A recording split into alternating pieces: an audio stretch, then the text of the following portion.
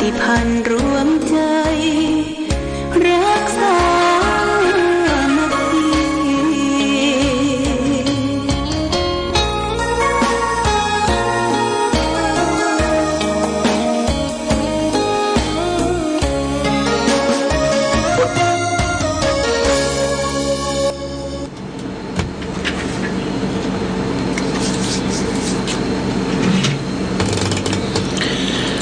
เจริญสุขศรัทธาสาธุชนญาติโยมท่านพุทธบริษัททั้งหลายวันนี้รายการธรรมประทีปส่องต่างก็ได้มาพบปะกับพ่อแม่พี่น้องศรัทธาสาธุชนญาติโยมแห่งครั้งหนึ่งวันนี้เป็นวันอาทิตย์ที่29เดือนพฤษภาคมพุทธศักราช2565ซึ่งตรงกับเดือน8เหนือเดือน6ใต้แรม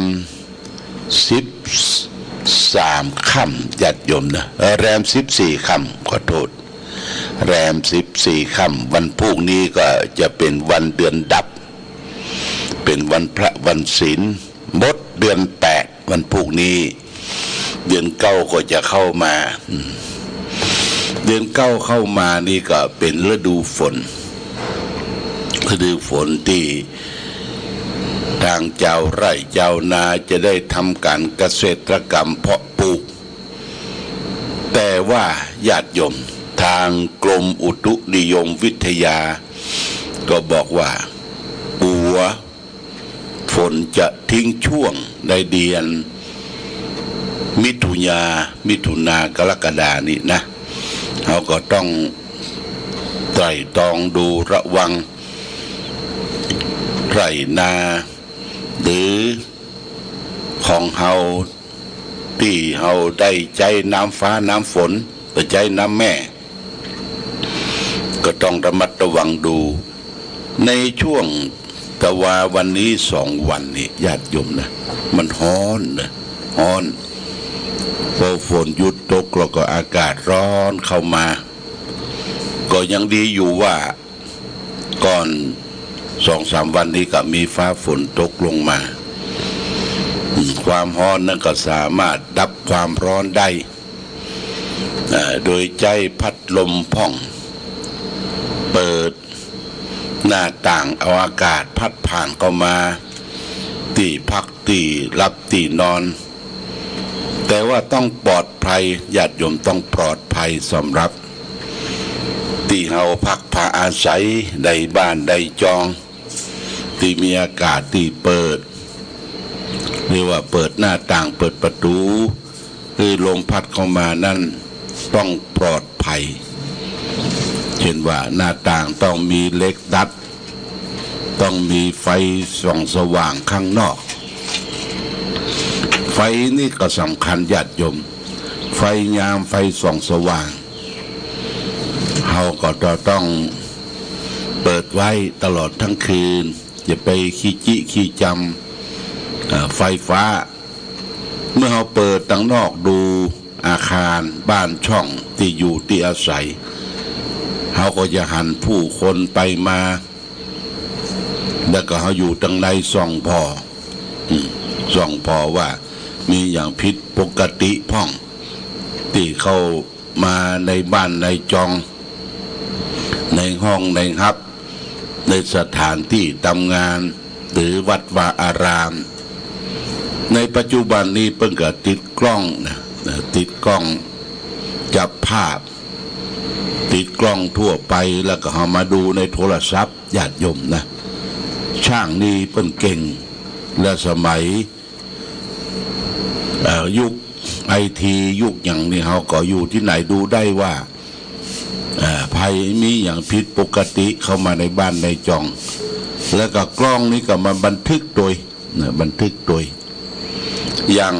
ในปัจจุบันนี้ญาติโยมนะมีการโปรนร้านทองก็ดีมีการงัดแงะ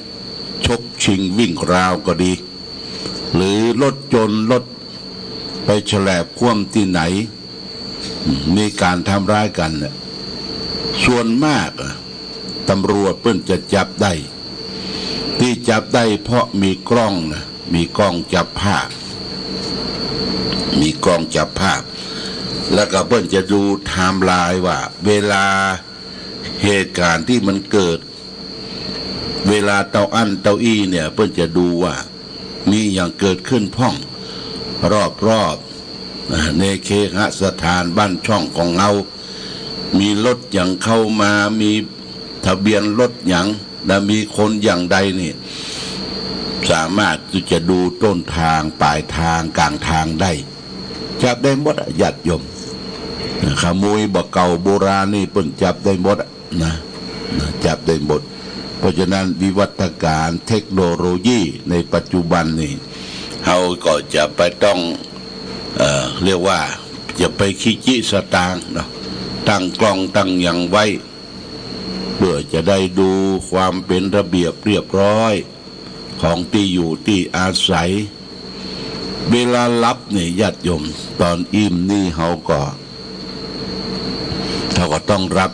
ให้มันเต็มมันอิ่มแก้ตัวมานี่มันบ่ค่อยจะรับญาติโยมนะมันบ่ค่อยจะรับเดี๋ยวเรื่องของอาหารเรื่องของร่างกายเรื่องของสุขภาพพ่องมันเป็นไปได้ทุกอย่างนะเวลาแก่ตัวมาหรือไปดื่มชากาแฟชากาแฟมันก็ไปมี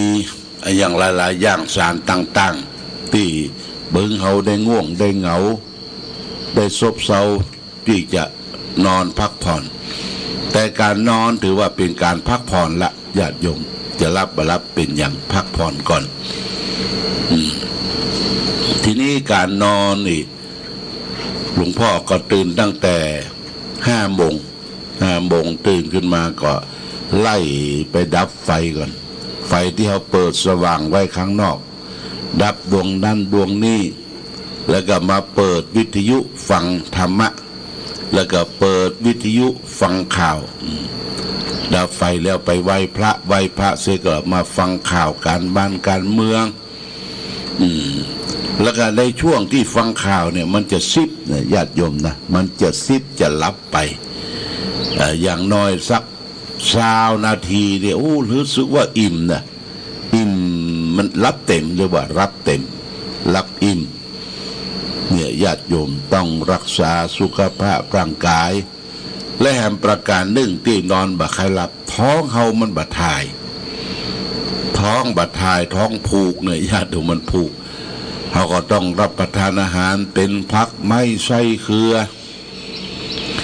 สับบะกล้วยเต้เนี่ยบะกล้วยเต้กล้วยไต้อย่างต่างๆรับประทานลงไปกินลงไปก็จะขับจะถ่าย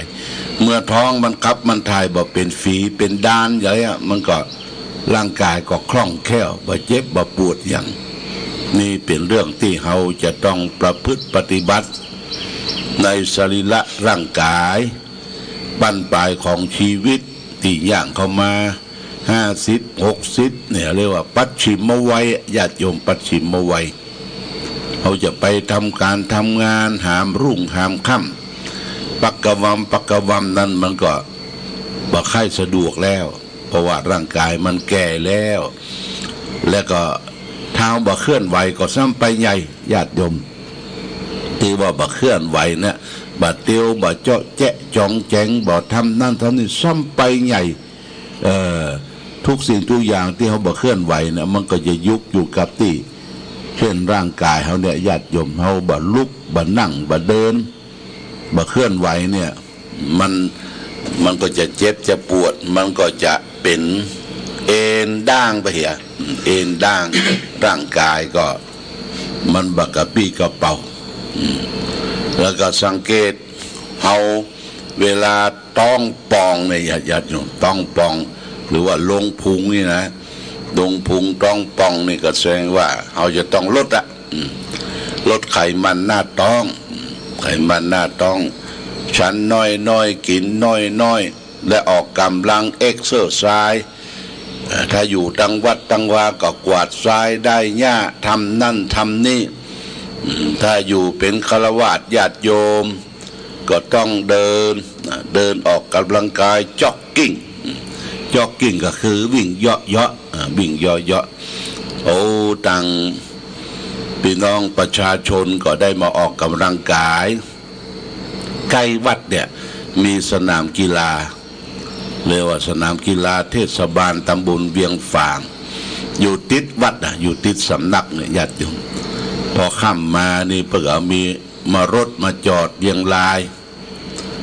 ถ้าวันไหนพระเนรแม่ชีเผลอไปจุดไฟจุดไอ้ขี้เหี้ยในช่วงเพิ่นออกกำลังกายเนี่ยในช่วงออกกำลังกายเนี่ยเพื่อจะบอกมาว่าท่านพระคุณเจ้าอย่าไปจุดขี้เหี้ยในช่วงบ่ค่ำบ่เจ้าเขามาเอ็กซ์เซอร์ไซส์ออกกำลังกายญาติโยมได้รับอากาศบริสุทธิ์เข้าไป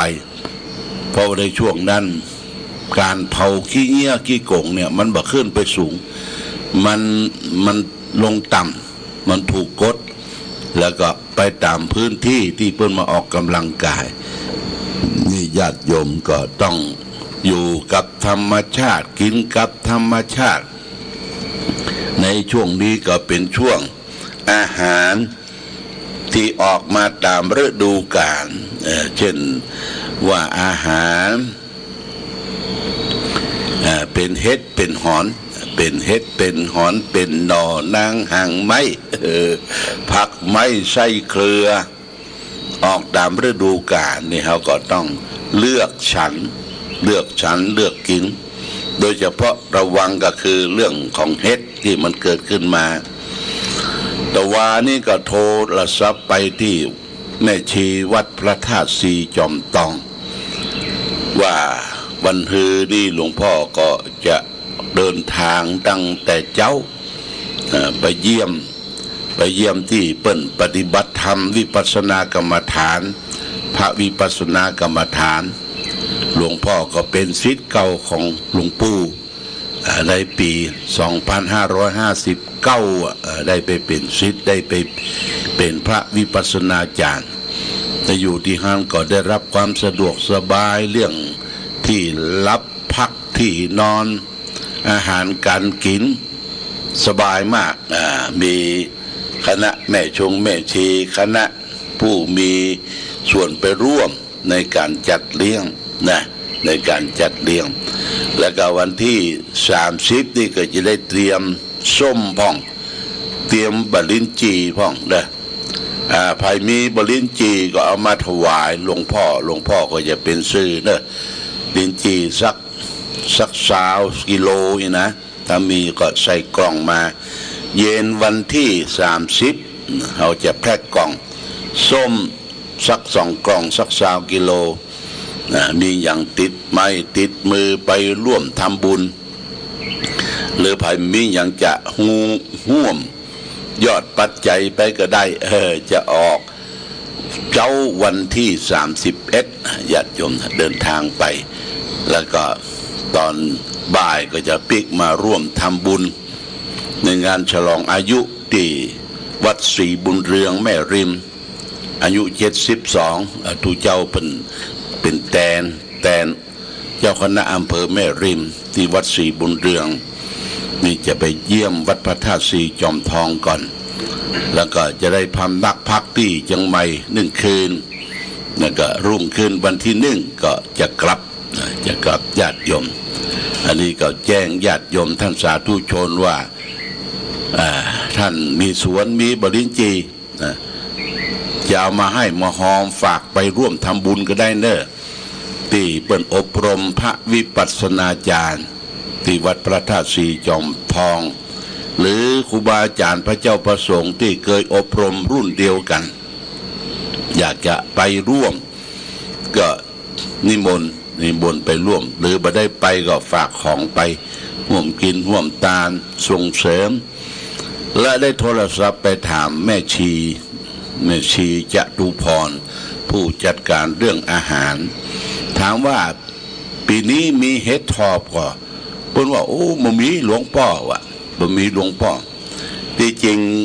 ตังสีจอมตองตังอำเภอฮอดตังปุ่นน่ะตังแม่แจ่มเนี่ยนะตังอมกอยเนี่ยเฮ็ดทอบจะออกก่อนนะปีนี้เพราะว่าบ่มี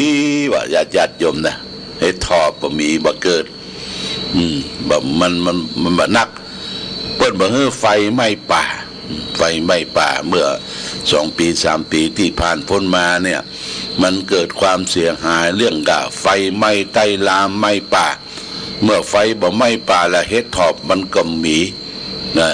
ยังบ่ได้ฉันสักแกนเด้อนี่กูปีเนี่ยเพิ่นจะมาเลี้ยงพระเลี้ยงเนนที่วัดพระธาตุสีจอมตองเพิ่นจะพัดเฮ็ดทอบนะพัดเฮ็ดทอบแล้วก็ต้มเฮ็ดทอบนี่นักที่วัดพระธาตุสีจอมตองนี่ญาติโยมก็เอานั่นเอานี่ไปถวายเป็นวัตถุดิบเป็นข้าวสารอาหารแห้งผักไม้ไส้เขือหน้าผลหมากรากไม้ก็นำไปถวายแด่พระภิกษุสงฆ์ผู้ปฏิบัติธรรมและก็ช่วงในการอบรมพระวิปัสสนาจารย์ตั้งแต่วันที่25เป็นต้นไปก็ถึง45 วันพวกเดือนกรกฎาคมก่อนเข้าพรรษา45 วันญาติโยมเพิ่นอบรม45 วันทุกวันนี่เพิ่นก็จะมีเจ้าภาพถวายภัตตาหารเพลน้ำปานะแต่หลวงพ่อก็จะได้ไปร่วมทำบุญทำทานถวายภัตตาหารเพลน้ำปานะแล้วก็นำวัตถุสิ่งของผลหมากรากไม้ไปร่วมตยนี่เป็นสิ่งที่แจ้งญาติโยมท่านสาธุชนวันฮือจะเดินทางตั้งแต่เช้าไปวันนี้จะเอาสาระธรรมมาฝากคือแก่ศรัทธาญาติโยมวันนี้สาระธรรมที่จะนำมาฝากนั้นคือเครื่องอลังการของนักปราชญ์นี่คือหมายว่าท่านผู้รู้นักปราชญ์นี่ท่านผู้รู้ว่าท่านผู้รู้นักปราชญ์เนี่ยเพิ่นมีธรรมะมีเครื่องอะไรอย่างเป็นเครื่องชูจิตชูใจที่รักษาตนตัวของท่านผู้รู้นักปราชญ์ไว้ได้ซึ่งเป็นเครื่องอลังการเพิ่นก็บอกว่าความงามแห่งรูปสมบัติที่มีอยู่โดยธรรมชาติก็ดีความแผ่วเผาแห่งเพชรดินจินดาที่เป็นเครื่องประดับภายนอกก็ดีถ้าดูกันให้ซึ้งแล้วเนี่ยก็เป็นฝีมือของผู้อื่น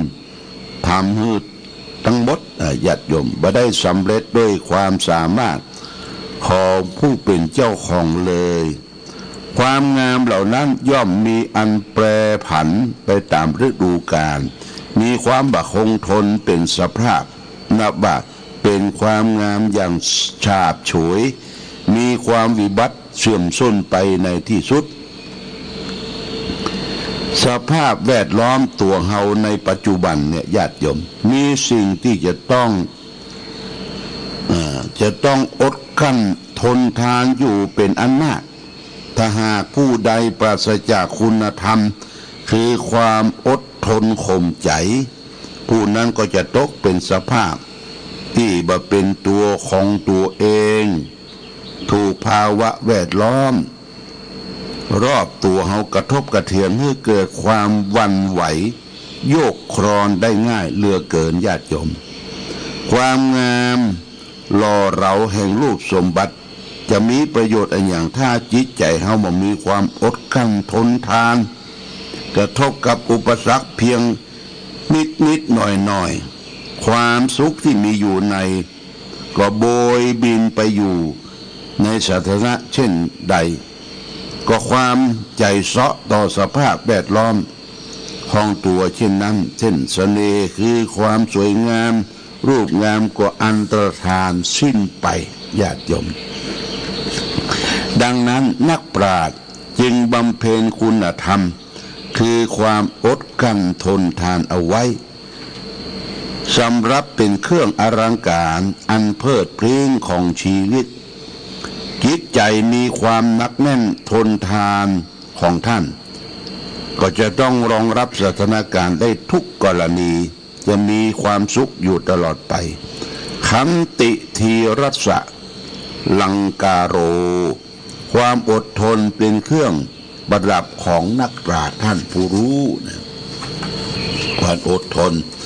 เพราะฉะนั้นโบราณครูบาอาจารย์เพิ่งก็บอกว่าอยากจะเป็นคนงามอย่าไปวู่วามโกรธง่ายทำตนเห็นแก่ได้อย่าไปหวังน้ำใจจากเพื่อนจากฝูงญาติโยมนะเฮาอยากจะเป็นคนงามจะไปโกรธจะไปเกลียดโมโหโทโสง่ายสิ่งที่ว่ามนุษย์คนเฮาในโลกที่บางงามนั่นคืออันอย่างพ่องหนึ่งตุเจ้าพระสงฆ์สามเณรสมณะนี่ล้นว่าวิ่งบางงามญาติโยมนะวิ่งบางงามสองพระราชาที่ทรงเครื่องประดับเต็มตัวล้นวิ่งก็บางงามสามสร้างทรงของพระราชาสร้างที่เปิ้นเอาประดับประดาก่อนโบราณเนี่ยไปวิ่งก็บางงามมันเป็นเครื่องทรงประดับประดาลูกและก็สี่สุดท้ายผู้หญิงสตรีวิ่งก็บางงามญาติโยมนะวิ่งงามเนี่ยเฮาสิ่งบางงามทั้งหลายและประมวลทั้งหมดแล้วก็มาสู่เรื่องของความอดทนอดกลั้นอดออมเนี่ยเฮาจะเป็นคนงามอย่าไปวู่วามโกรธง่ายทำตนเห็นแก่ได้จะไปหวังน้ำใจจากเพื่อนจากฝูงอยู่โดยกันหลายญาติโยมนะจะไปหันแต่ได้หันแต่เอายกตัวอย่างง่ายๆเฮาไปตึงหมู่ตึงจุมไปตึงหมู่ตุงจุมสมมติว่าไปทัศนศึกษาไปวัดวาอารามเบิ่นเอาอันนั้นอันนี้มาเลี้ยงมาสู่มาตำมันเข้าไปหันก่อนโอ้อันนี้มักแปะตรงโต๊ะเอาเหี่ยวคนเดียวโอ้หันประโยชน์ส่วนตัวแหละอันนี้ใครรับใครได้กินส้มอันนี้หลายแกนตรงโต๊ะเอาเหี่ยวคนเดียวอันนี้หันประโยชน์ส่วนตัวแล้วนะ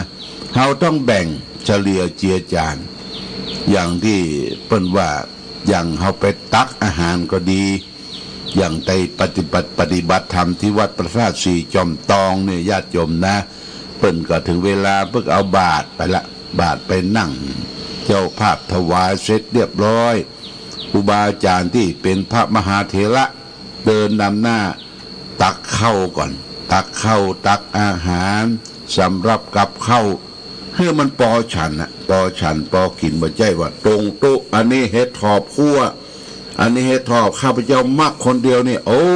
เลี้ยไปเหบนเนี่ยเพื่อว่าเฮาหันประโยชน์ส่วนตัวญาติโยมนะไปที่ไหนก็ตามแต่ถ้าเปิ้นเอานั่นมาสู่มาทำจะไปกินนักและจะไปกินน้อยกินเพื่อแพ่พอประมาณแก่บุคคลอื่นมันจะเป็นคนงามเป็นคนงามอันยังข้าพเจ้าก็มักแบบไปปอห่อมาตัวแหมมันบอกใครงามนะห่อไปตัวแหมเป็นพลุ่นพจุนเอาไว้เพียลูกเพียหลานเพียคนตั้งบ้านนี่มันเป็นพลุ่นพจุนมันเกินตัวเพราะฉะนั้นสู้เฮาปลงบ่ได้ญาติโยมวันนี้เปิ้นเอานำมาสู่มาทำกินแต่พออิ่มก็คิดว่าเพื่อแผ่แก่บุคคลอื่นอย่างนี้เป็นต้นเอาละเรื่องวันนี้อลังการของนักปราชญ์ก็คือเรื่องของความอดทนเนี่ยเป็นตบะอย่างยิ่งพระพุทธเจ้าได้สำเร็จเป็นองค์พระสัมมาสัมพุทธะก็เพราะความอดทนปั้มเต็งปารมีละญาติโยมนะอดทนเนี่ยจะต้องอดทนเด้อทนกรากกรรมทนลำบากสุดท้ายทนเจ็บใจซึ่งเป็นทนอย่างแท้จริงวันนี้ขอความผาสุกความเจริญความมีธรรมวันนี้เป็นวันอาทิตย์เนอะทางสถานีเพื่อก็จะเปิดอันเนี้ยซอญาติโยมฟังซอที่มันเป็นประโยชน์นะซอที่มันเป็นประโยชน์เพลงที่มันเป็นประโยชน์สุมาเตะซอก็ดีเพลงก็ดีที่มันหลั่นธงชาติและเพลงชาติไทยเป็นสัญลักษณ์ของความเป็นไทย